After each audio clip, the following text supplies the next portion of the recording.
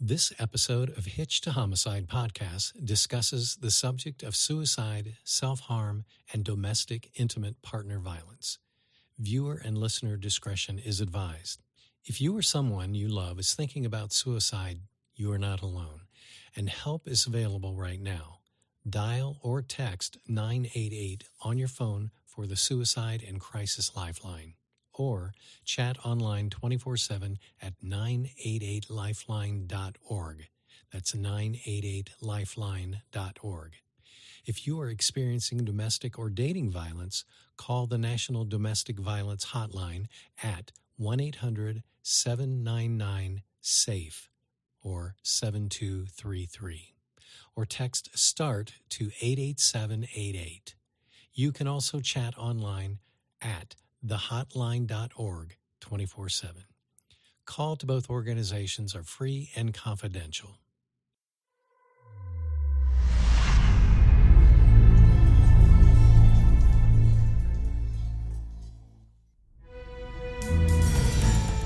Thanksgiving weekend 2020, Houston, Texas. Just off the Katy Freeway service road behind a tangle of brush, a city crew discovers the body of a 26-year-old online influencer. To millions, she was fun, sunlight, skincare, a life filtered and curated to perfection. But offline, friends said her life was anything but perfect. Within days, there were more questions than answers, and authorities would later rule her death a homicide by strangulation. The investigation would circle again and again back to one man, her husband, and a timeline that ends with a warrant and a gunshot hundreds of miles away. This is the story of Alexis Sharkey, behind the perfect feed. Hey y'all, I'm Chris Calvert. And I'm her husband, Rob Potter. Welcome to Hitch to Homicide. For better or worse. Till death do us part.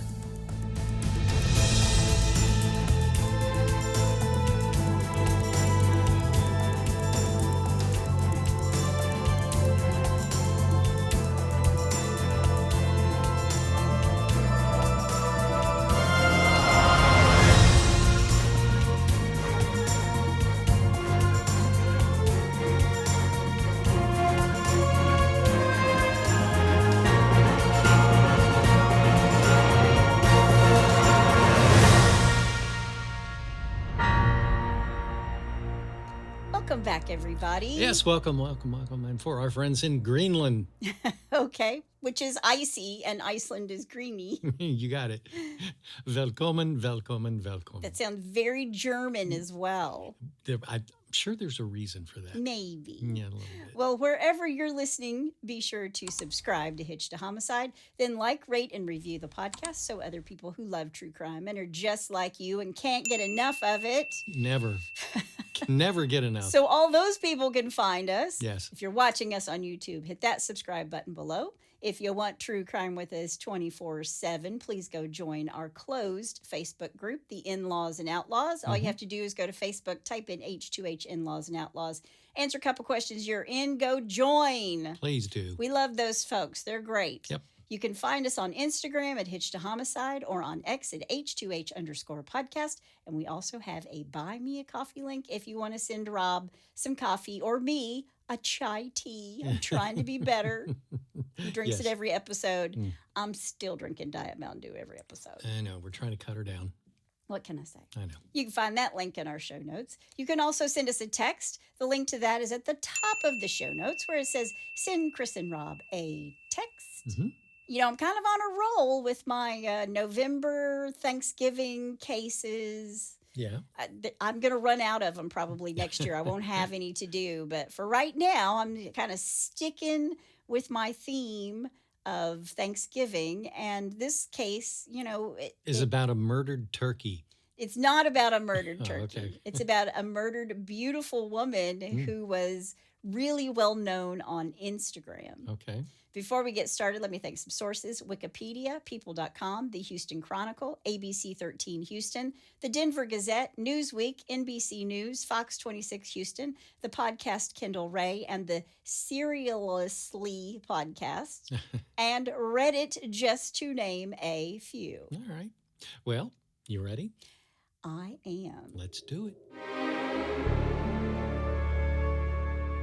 Alexis Lee Robinault was born on January 25th, 1994, in Warren, Pennsylvania.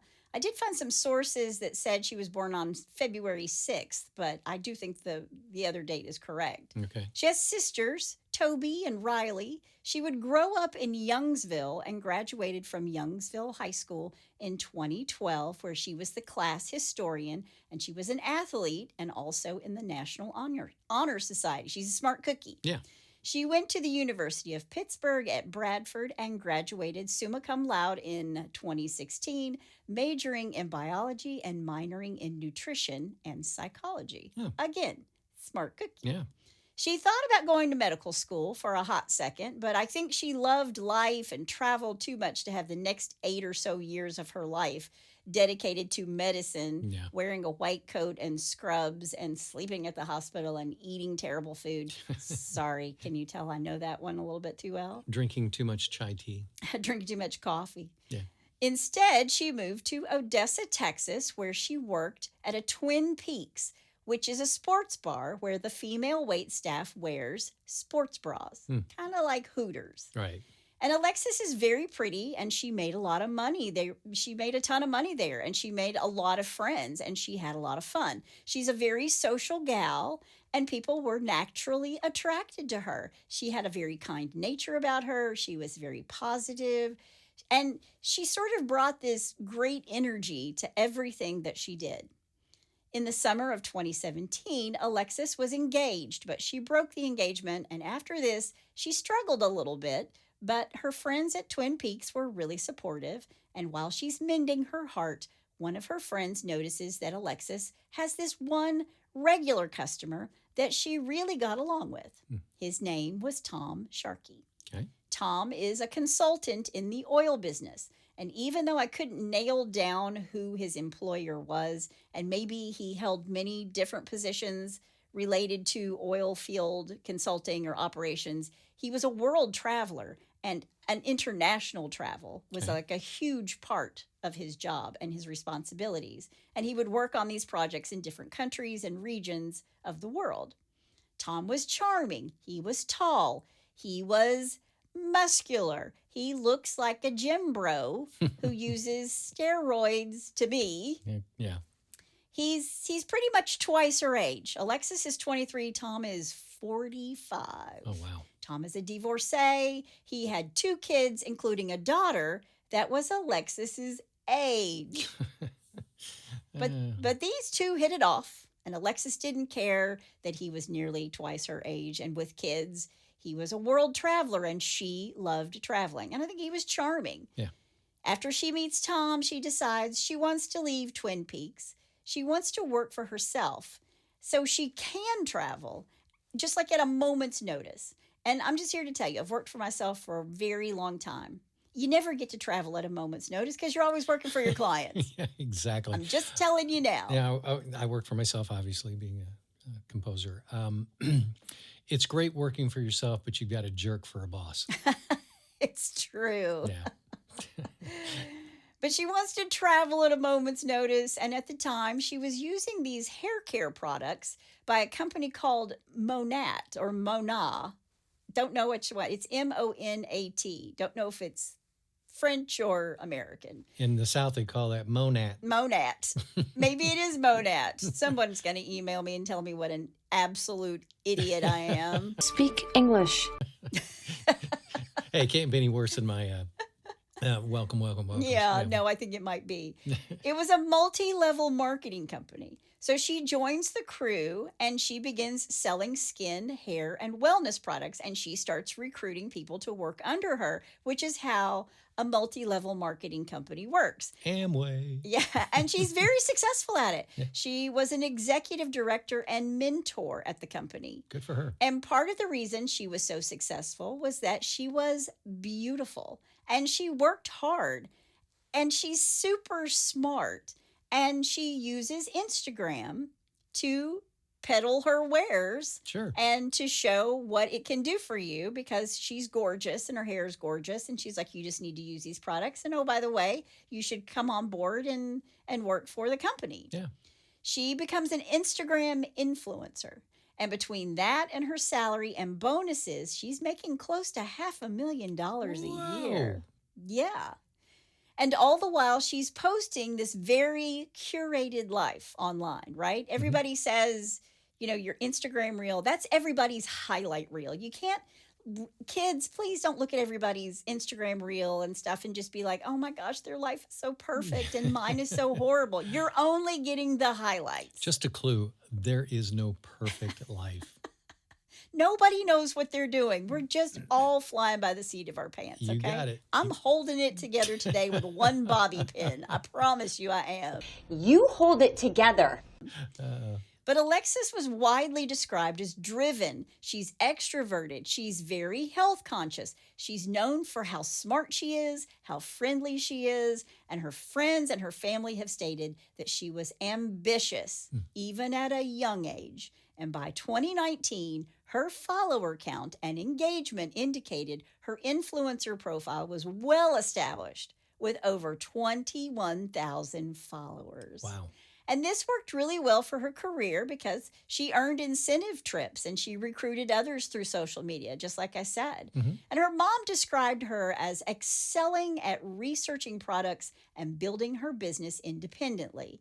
She worked hard and loved engaging with people. Alexis reportedly disliked being called a, quote, influencer. She preferred to be called a mentor instead.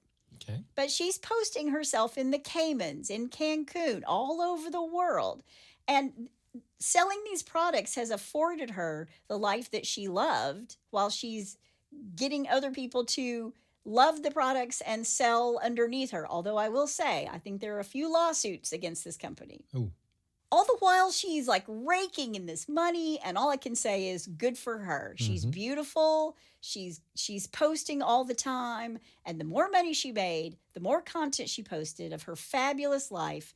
And this only bodes well to recruit all these other people. You can have my life if you do what I do. Sure.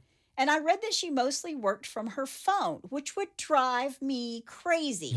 I'm a laptop girl. I'm a desktop girl. The phone makes me absolutely crazy.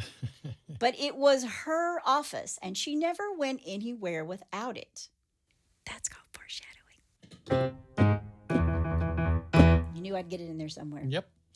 She's posting to her Instagram stories regularly, and her friends and coworkers would always get in touch with her because she always had her phone in her hand. See, that's another thing. You try to call me or text me, I'm like, oh, I'm sorry. I see it, 4 hours later. I'm sorry. I was writing. I didn't see it. I didn't see my phone. I always have to hit my watch for the find the phone thing. So Yes, he does. All the time he's searching for his phone. What did I do with that? One day I'm going to find it in the refrigerator, y'all. Probably. But she's so successful with Instagram, she's going to start an Instagram page for her cats, just like Scotty has an Instagram page. So if you want to go follow it. While she's building this online presence and crew of workers below her, she's still dating Tom Sharkey. And by the summer of 2019, Alexis and Tom are engaged. And these two moved from Texas to Grand Junction, Colorado for about 4 months. They moved because of Tom's job, and he was always working these temporary positions in different locations on these job assignments. And she can work from anywhere, right? Because all she needs is her phone. Sure. And Alexis used this beautiful backdrop of Colorado for all her new content. And she's always posting the two of them in national parks and holding hands, and they're so happy. And when Tom's assignment was over, they moved back to Texas. But first, they took a month-long road trip through New Mexico, Utah, Arizona, and, of course, Colorado. As 2019 came to a close, Alexis and Tom got married at a courthouse in Colorado that December and moved to Houston, Texas in early 2020. Alexis is now 26 and Tom is 49. Wow. And again, Alexis is a social girl, and to make new friends, she joins something called Bumble BFF, which is Bumble, but instead of meeting significant others, you meet new friends. Okay. How about that? Yeah. And Alexis meets Tanya Ricardo.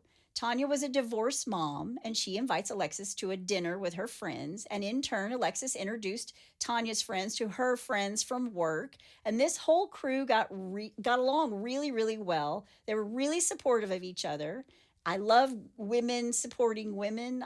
I love that. Yeah. To women supporting women. And this crew had a group chat where they would talk every day. This would also drive me crazy because I have a group chat with all my college roommates and sorority sisters. And when everybody starts replying and it's just ding, ding, ding, ding, ding, ding, ding. Yeah. Stop it. Yeah. Yeah. Which is great because I love hearing from them. But I usually just have to put my phone away because I'm trying to write. Yeah. And Alexis, who always has her phone, unlike me, so she was always one to text back in the chat group. Always. Okay. She's texting back immediately. Right. Again, not like me. And group chats were important in 2020 because the United States was on lockdown. Yeah. Alexis is quarantined like everybody else, and she decided to join TikTok. She could continue to grow her brand and her business there. And on TikTok, she showed more of her personality because it was video and not still photos like most of her Instagram content. Right. She's always featuring her cats and Tom in one of these videos. Man, people that would feature their animals, their pets, are just ridiculous. What's wrong with those people? Come here, Scotty. She makes a Halloween post with her and Tom dressed up as Vikings, which I thought was pretty funny. And according to friends in this group, Alexis kept her relationship with Tom pretty private.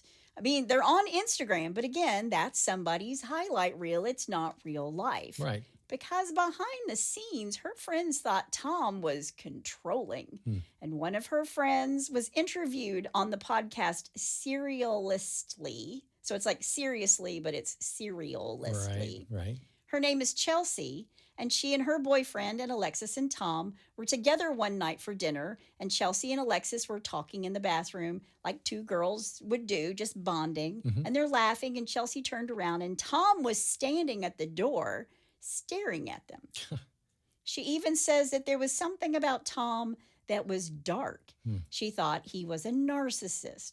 But she didn't say that to Alexis. She never said anything bad about Tom. Right. But he acted weird sometimes around her friends. He didn't like being filmed at parties he would go to with Alexis. And he would tell people that there were people he'd worked for who'd hired him to be a hitman. What? Yeah. Like he's bragging. Yeah. Why would you say that? I don't know. Which to me is just means he's wildly insecure and he wants Alexis's friends to think he's cool because he's the old guy. Yeah, you know? Exactly. Yep. So they're married, they're living in Houston, and by the end of 2020, the honeymoon is over. She starts telling her friends that Tom is controlling and manipulative, and she even admits that he had been physically violent with her. And the once vibrant 26-year-old who was always at social engagements, dressed to the nines with her hair and her makeup just so, is now showing up in jeans and a t-shirt with no makeup and swollen eyes like she's been crying. Wow. And when her friends corner her, because that's what good friends do, she tells them that Tom is mentally and verbally abusive to her, and she was thinking seriously about separating from him. And the more Alexis wanted to be away from Tom, the more abusive he became. Right. Physically abusive. Yep. In November of 2020, Alexis goes to Marfa, Texas with a friend. And then after Marfa, she went on a trip to Tulum, Mexico with her friends without Tom. Now, she confesses to these friends in Marfa that Tom was scaring her. She's now afraid of him. Wow. She even posts on her Instagram while she's in Tulum that she loved it so much she was gonna move there.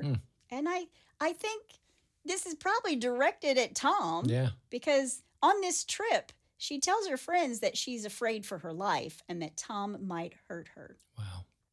She tells them that Tom had been, quote, putting hands on her, end quote. Ladies, don't ever let a man put hands on you. Nope. Walk away. Yep.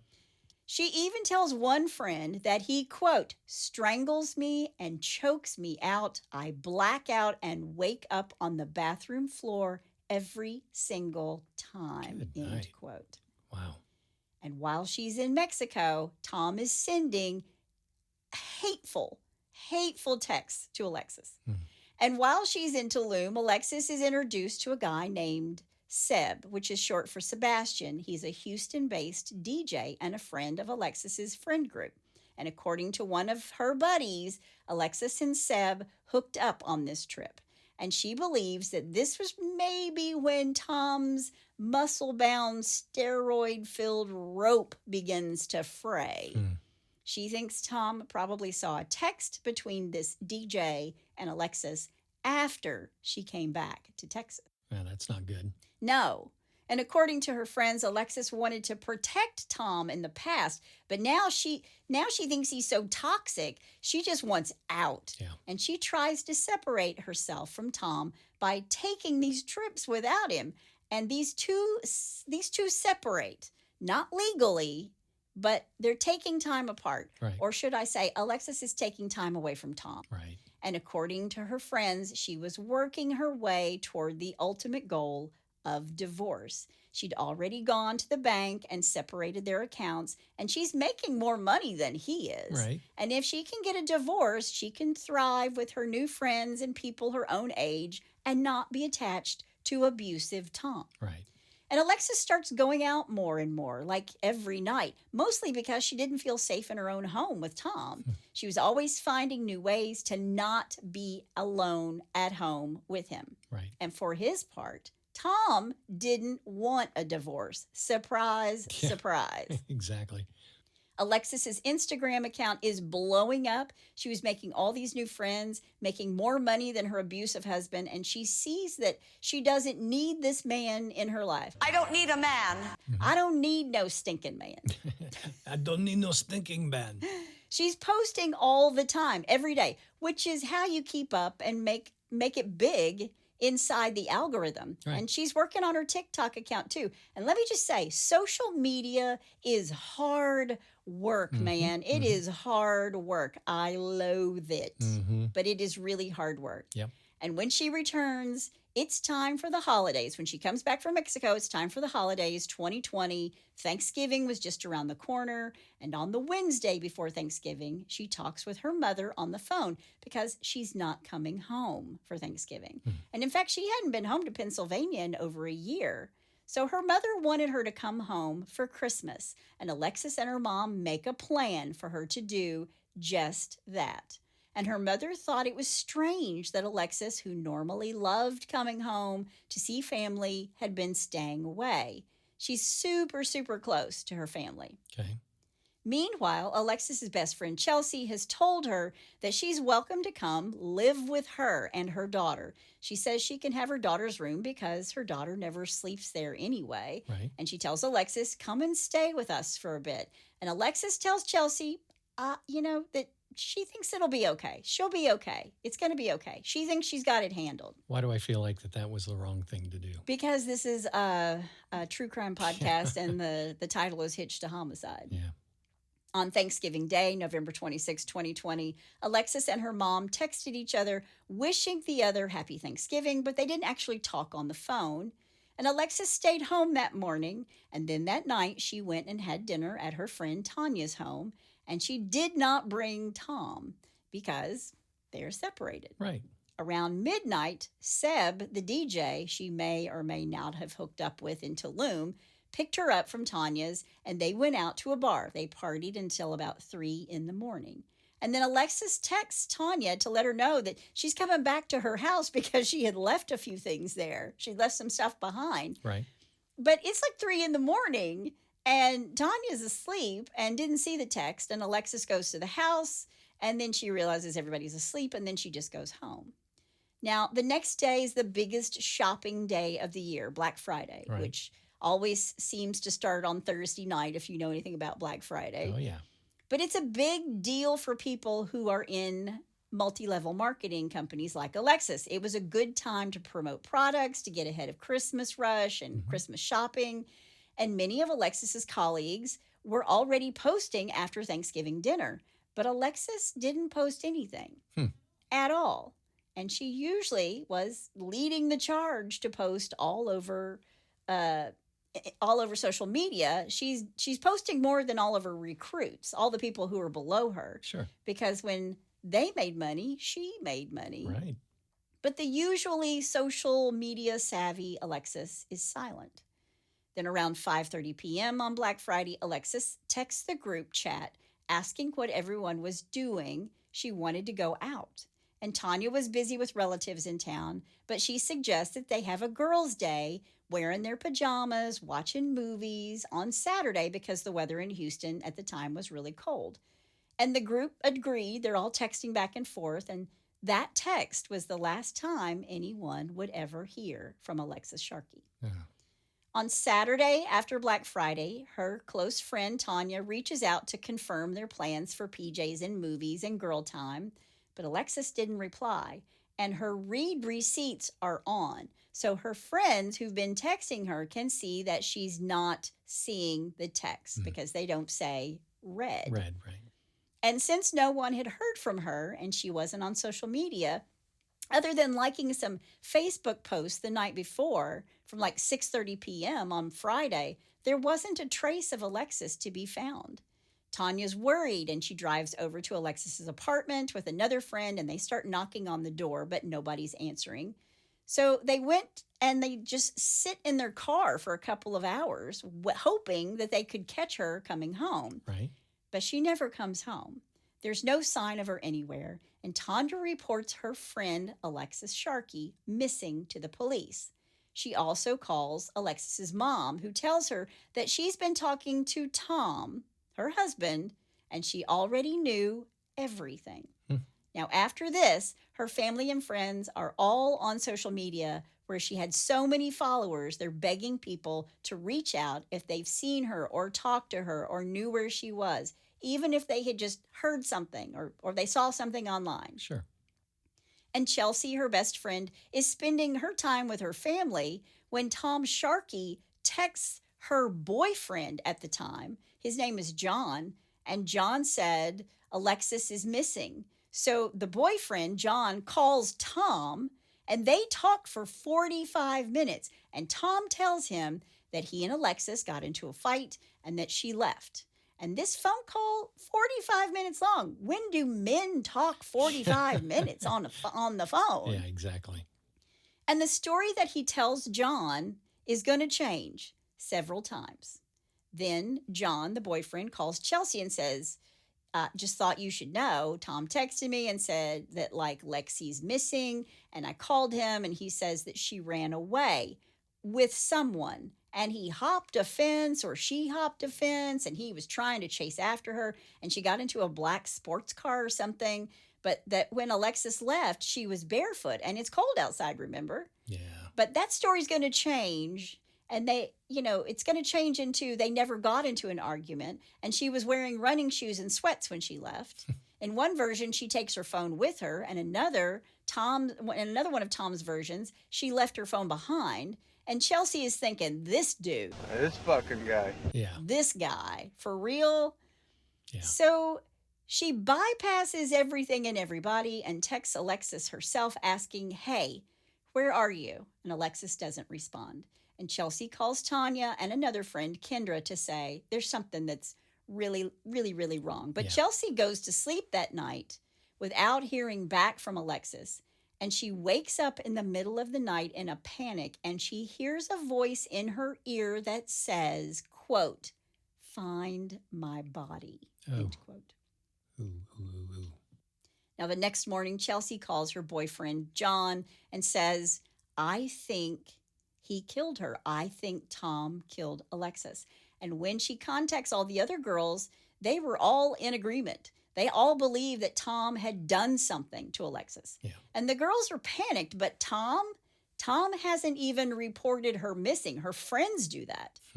Tom then changes his story again. He says that he used find friends to track her, and then he followed her around. She's in this black sports car, and he followed her until he no longer had cell service. So he pulled into a gas station to collect his thoughts, to try to figure out what was going on. And he says he stayed at this gas station for 2 hours. What? No man talks on the phone for 45 minutes, and no man stays at a gas station for 2 hours. Why did he say that? He's trying to come up with an alibi, but he's failing miserably. Yeah, okay. His wife was definitely the brains of the operation. Right. But her friends and family are all over social media making their pleas for help. But while they're all on social media and out looking for Alexis and filing missing persons reports, the next morning on Sunday, Alexis's body is found 3 miles away from their apartment. And it's found by city workers. Oh, wow. Her body was on the side of the road on Interstate 10, 17 miles from downtown Houston. She's naked and very clean, like she had just stepped out of the shower. So it's obvious she didn't die there on the side of the road. There wasn't a struggle. She had been dumped. Wow. And at first the workers thought she was a mannequin, and a driver saw the body, but he didn't stop because, again, he's like, that's a mannequin. Yeah. But he had this weird feeling that he should report it. So he called his supervisor and asked him to come take a look. He didn't want to go look. And the supervisor drove to the service road and found her. And it looks like she's been there all night. He calls 911. And later, this city supervisor will say it was almost as if they wanted the police to find her. Wow. Now, police get her fingerprints since there's no ID. And there are no obvious injuries to her body, and police think that perhaps she had OD'd because there are no cuts or bruises or scrapes. Right. As of that Sunday morning, her family didn't know it was Alexis that had been found. In the meantime, Tom is brought in by police to identify Alexis's body. It's not until later that day he tells her friends and family that she had been found. He's just letting them frantically look for her, and This guy, he's no piece genius. of work, right? Yeah. Now, her family and friends tell authorities that she would never take drugs. And if she did overdose, someone did it to her. Right. She didn't do it to herself. And Alexis's mom, Stacy Robinault, tells the press that she believes Alexis was murdered. They were still waiting on her autopsy, but her mother's intuition told her she'd been murdered. And of course, all of her friends think this too. Sure. So all these Facebook posts go from help us find Alexis to posting, rest in peace, Alexis. And Tom even posted on Facebook saying, quote, "My world, my everything, I'm so lost right now, my one and only," end quote. And for the people who knew her and knew him, they thought it was just a bunch of malarkey. Mm-hmm. Then 49 minutes later, he posts again, quote, "I just want to say this. Some of you are posting on social media, helping us locate my world, and we appreciate all of your help, love, and support. Others were wasting time talking about other things, basically crap talk. If my wife would have seen this, she would have been disappointed in your actions. You should all be ashamed of yourselves. I have been assisting the deputies and making phone calls to find out what happened to my wife. Next time, stop and think and realize you don't know it all," end quote. And I read that the post got like 150 likes, but it got over 1,000 replies. I'm sure it did. They were all up in his business, Yeah. lecturing people right after his wife's body is discovered on the side of the road. They're all over him. Wow. He was also commenting, saying that he was receiving death threats and that people were accusing him of being Alexis's murderer. And it seemed that he was more upset over that than the death of his wife. Yeah. And the public and Alexis's adoring fans, they see right through him. Yeah. Tom gives an interview about a week later, and through the whole interview, he's trying to point in every different direction possible to keep the spotlight from being on him. Mm-hmm. He tells the media that he's working with Houston Homicide and is giving them access to anything and everything that they want. He's giving them access to emails, messages, and phone records. He tells this reporter that Alexis wasn't always this happy person that everybody saw online. She was stressed. Quote, "Sir, my wife was an amazing woman. She really was. There's always other sides to everything. I was the one holding her, cuddling her, and building her back up," end quote. He's the hero. He's the hero. Jeez. Yeah, him and his roid rage arms that are about the size of my waist. Wait till you see this guy. He says in this interview how great their marriage was and how he was her rock, no matter how emotionally distraught and, quote, troubled, end quote, she was. Wow. He said her smiling for social media was just for show, for likes, and to build her brand. So he's trying to paint her as unstable, but her friends and family are like, not today, Satan. Yeah. Not today, Satan. Think again. Alexis never suffered from mental health issues. She was strong and happy. And when she was unhappy, it wasn't that she was unstable. It was a man that came into her life that was ruining her mental stability. Right. And one of her friends said, quote, when you think of an ideal woman, it's Lex. I always told everybody she had it all. She was brains, beauty, and the fact that someone could just throw her on the side of the road like garbage, end quote. Tom tells police that the last time he saw her was after they had Thanksgiving dinner. Now, she went to Tanya's home for Thanksgiving, and there's even a photo that was posted of the crew online. So maybe he's saying they celebrated on Friday night, and that was the last time he saw her. Yeah. And he tells police that Alexis had a lot to drink, and she wanted to go out, and he didn't want her to drink and drive. So he's saying that she was in no shape to be out alone. And because she went out alone after I told her not to drink and drive, she was murdered, it's all because of her. Yeah. Yeah.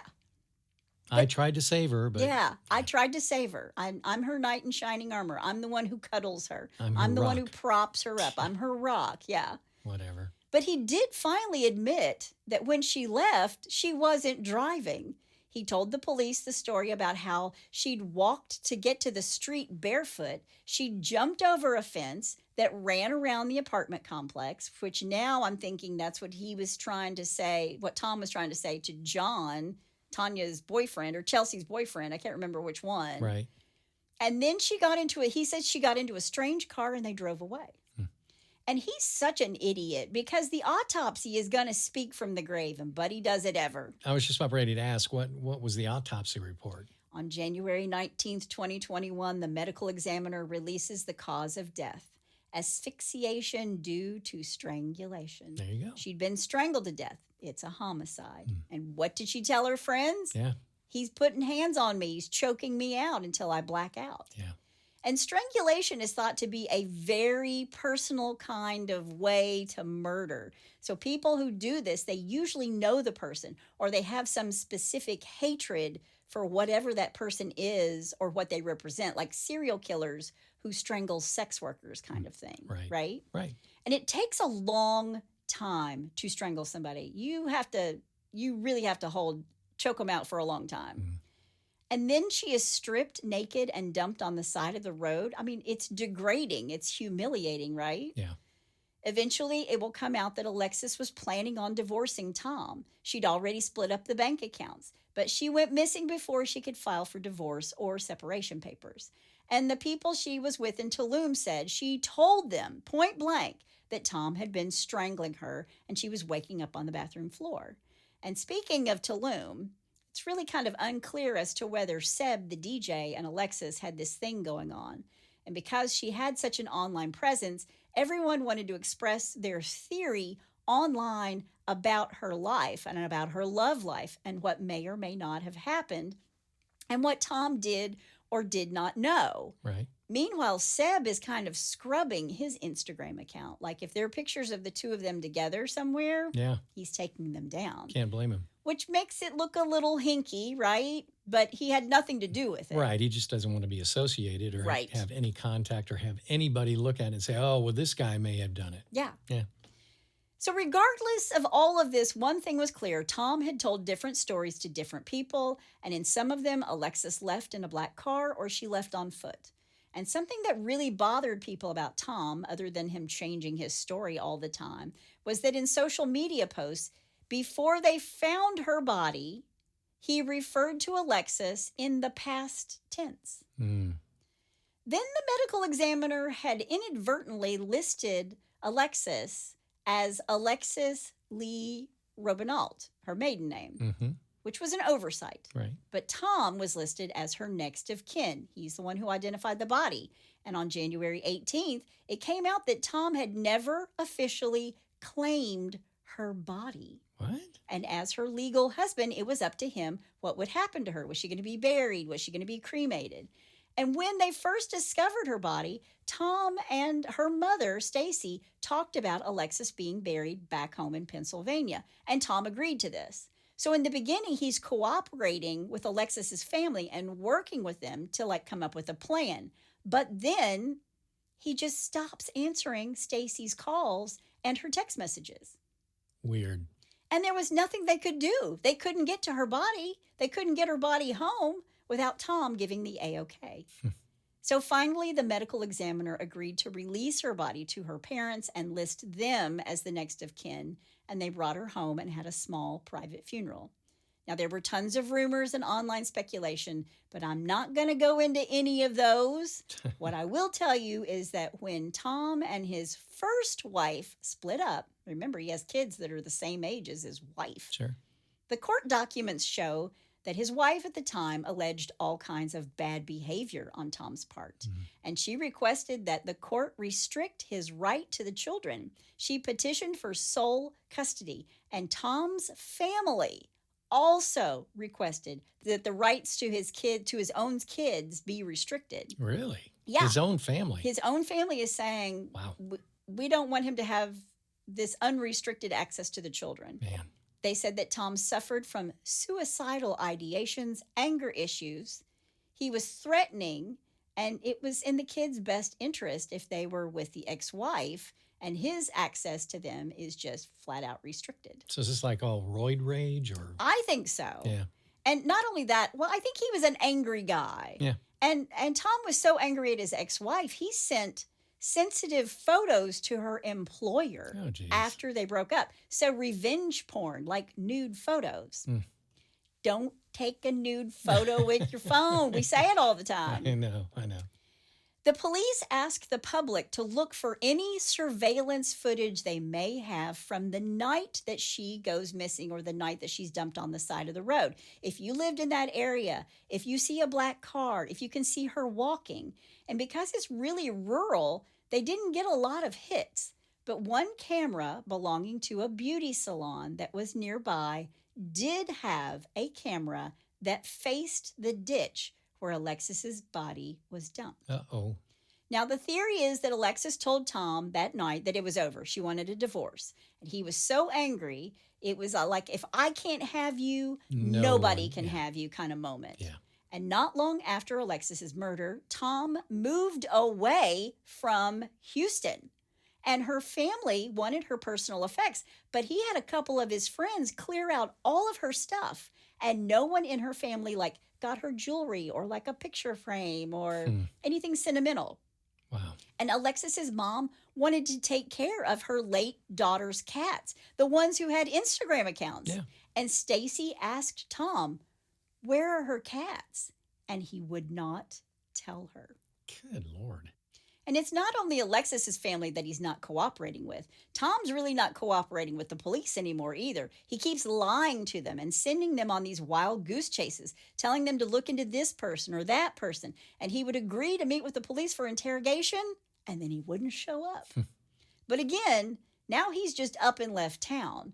Tom went to Georgia, and it took until the following year, August of 2021, for the police to even locate him. Really? And when they did, the Georgia police showed up and said, hey, we got some questions for you about your wife's death. Yeah. And he tells them, sure.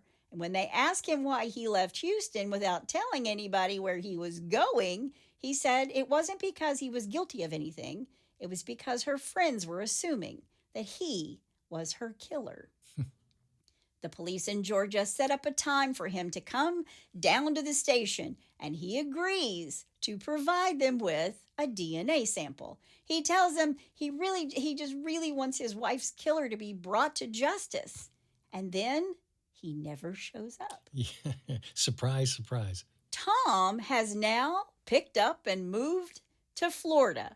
And the U.S. Marshals tracked him to Fort Myers, where he's crashing with his daughter and his daughter's boyfriend at that time. Now, when they find him, they tell the Texas-based marshals and also the Gulf Coast Task Force in Houston. They file a warrant for Tom's arrest.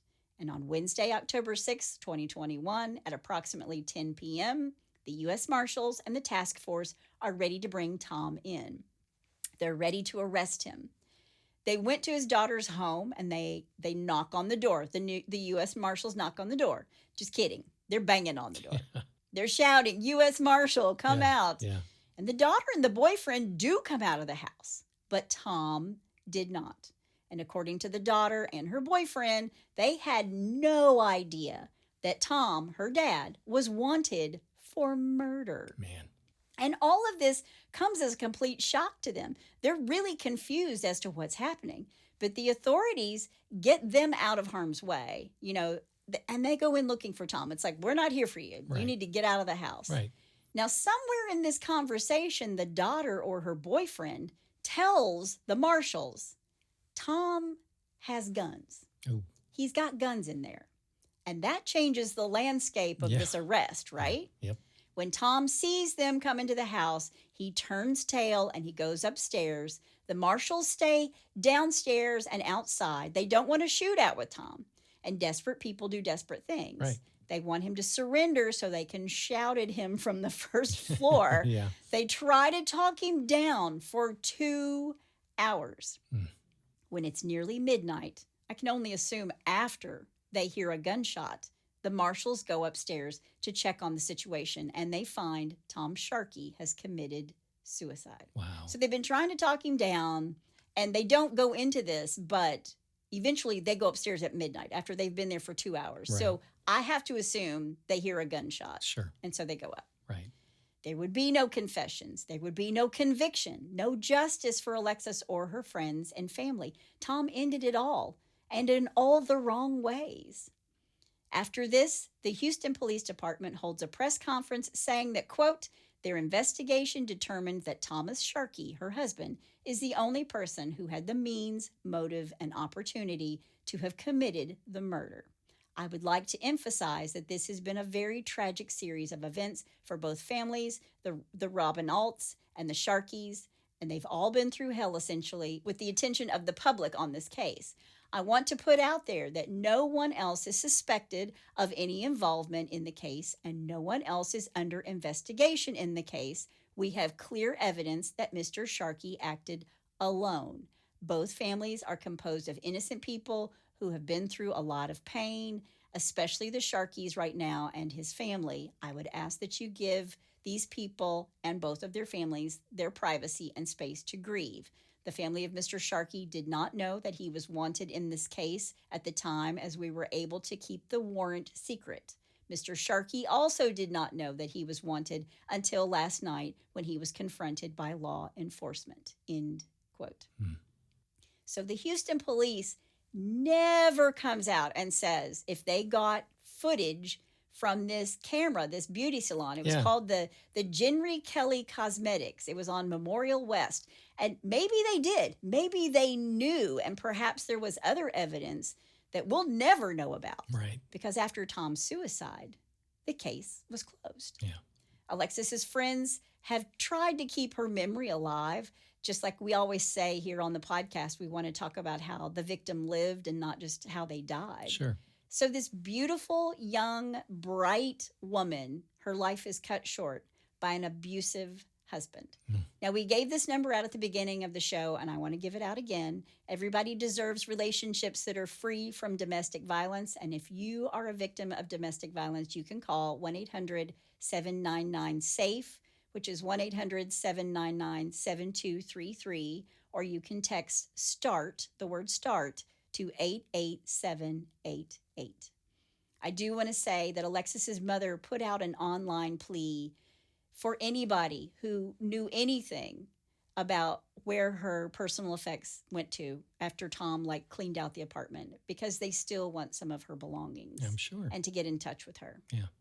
But that is the sad story of Alexis Sharkey, a life gone too soon. And that's all I have to say about that. All right, here's my take on this very sad story. Yeah. I don't have one. It's she's just beautiful and so bright, and everybody loved her. It's that thing where it always seems to be like the best and the brightest, the most beautiful. It's not fair. It's just not fair. Yeah. And he's just a brute of a man. I will post pictures of him in the In-Laws and Outlaws, but he's just a brute of a guy, and she was somehow taken under his spell. And I just wonder if she knew what his ex-wife had gone through, would she have ever agreed to be with him? And sure. I have to say the answer is no, right? Yeah. I think the one thing that bothered me though was the police when they gave their public statement, it seemed like they were more focused on him and his family than they were on her. Well, and I will say this, her mother actually called his relatives and said, I'm so sorry that it ended this way. Her parent, class act, so great. But what the police are saying is, he's gone. Yeah. So he's not suffering. It's just his family that's suffering around him. And they didn't even know that he had committed murder. So that's a shock to them. I get it. He's just saying, this is a very public case. Let them grieve in private. Sure. It's not anything that they did, and it's not their fault. But now they're going to have to bear the brunt of it for the rest of their life. Well, I don't even have a funny transition. But let's there is no funny transition for that one. Let's just do some bless your heart. Well, bless your heart. All right. And number 1. Okay. This is your brain on drugs. I remember this ad campaign. This is your brain. This is your brain on drugs. Exactly. The egg, The egg would cook. Douglas Peter Kelly, 49, of Hawthorne, told detectives from the Putnam County Sheriff's Office that he had a violent reaction after smoking methamphetamine that he purchased a week earlier and wanted investigators to take a look at the product. Quote, the suspect said he believed because of the violent reaction he had after smoking the drug, he was sold the wrong narcotic. Who are these people? Unquote. Department officials posted on Facebook on Wednesday. Quote, Kelly told detectives in the drug unit he wanted the substance tested because he wanted to press charges on the person who sold him the wrong narcotic, unquote. Take this to the lab. Yeah. Stat. Well, detectives obliged Kelly's request, telling him to come down to the station and they'll check it for him. Come on down. Yeah. He then drove to the facility and handed the investigators a clear crystal-like substance wrapped in a aluminum foil that later tested for, guess it, methamphetamine. Yeah, Kelly was charged with possession of methamphetamine and conveniently walked next door to the Putnam County Jail where he was ordered held on $5,000 bond. Those cops were like, we didn't even have to pick his ass up. Yeah, they just going to cart him next door. Yeah, we're just sitting here eating donuts and drinking coffee, and this guy walks in and was, okay, come on. He was released from custody, jail records show. Quote, remember, our detectives are always ready to assist anyone who believes they were misled in their illegal drug purchase, the department said in a Facebook post, which had been shared more than 35,000 times. I bet. That's too good. That's crazy. A good one. I like that. All right. Number 2, crime is a lot of work. It is a lot of work. Yeah. Abilene, Texas. Police in West Texas say a robbery suspect is in custody after he was caught snoozing at the scene. Can't make that up. An Abilene police statement says 20-year-old, and this is tough. Just go for it. Yeah, Kenyoni Sedekia, and I'm going to call him Bill from now on. That's pretty good, actually. Was armed with a gun at his apartment complex early Friday when he was arguing with his roommate, whom he had bound as he demanded money from him. He tied him up? Yep. Authorities say, and I'm calling him Bill, then fell asleep. He fell asleep after he tied him up. Oh. The roommate managed to get free around 4 a.m., slipped to a neighbor's apartment, and summoned police as Bill was sleeping. Bill then surrendered without incident. Taylor County Jail records show the Abilene man was being held Sunday on a aggravated robbery charge with bond set at $60,000. Yeah. And the moral of the story? Don't get your roommate off of Craigslist. Yeah, and don't have a name that the podcaster can't pronounce. Oh, I don't. Who cares about that? Just be safe out there. All right, number 3, and finally. Finally. And here's another. Marco. Polo. A fugitive was nabbed by giggling cops after he tried to hide under a bed with his legs sticking out. Jan Sivak, 30, was wanted for failing to turn up to court for a burglary rap. Officers turned up at his home in Halifax, West Yorkshire. That's over in England. Gosh. A town 200 miles north of London, in a bid to find him, but had no idea how easy it would be. They took a picture of their lazy suspect, adding on Facebook, "He won't be winning any awards for the hide-and-seek championship soon," Oh, unquote. my gosh. Civic admitted failing to surrender to bail during a brief appearance at Bradford Magistrates Court. Magistrates. Magistrates. There you go. Yeah, magistrates. I say potato, you say potato. Yeah. Mhm. And was jailed for 14 days. The lawyer Gulfraz Khan said Sivak, can I just call everybody Bill? Had tried to get a court for Tuesday's hearing, but did not have enough cash for public transportation. Oh. He said Bradford is some distance from Halifax and there is no possible way he can work. He had tried every possible avenue to attain some money for travel. Oh, poor guy. bless his heart. I know. Detective Inspector Gary Stevenson, that's an easy one, I can say that, said, quote, "This arrest was part of an ongoing proactive policing operation targeting those who are wanted by the police." Quote, "The 30-year-old man was arrested by officers after he failed to appear at court for burglary offenses. Oh, okay. During the hearing, Civic denied stealing $5,800 in cash and other goods in an alleged raid on a fish and chip shop." I mean, the fish and chips are pretty good over there. Yep, they really are. He was remanded into custody until his trial at Bradford County Court could be held. But I saw the picture, and it's so funny because they actually, when they busted him, they broke in, and he was hiding under the bed, but his legs were, up to his butt, were sticking out from underneath the bed. Oh, I thought maybe it was like, the Wizard of Oz and the witch's shoes were out, the striped and the, No, the feet were out, but it was his whole leg. Yeah, he was face down. And the moral of the story is, oh my gosh, stay in school. Yeah, exactly. Oh man.